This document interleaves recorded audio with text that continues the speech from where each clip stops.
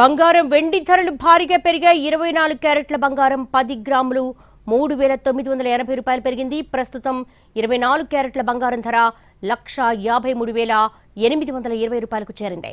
22 క్యారెట్ల బంగారం 10 గ్రాములపై 3,650 రూపాయలు పెరిగింది. ప్రస్తుతం 22 క్యారెట్ల బంగారం ధర 1,41,000కు చేరింది.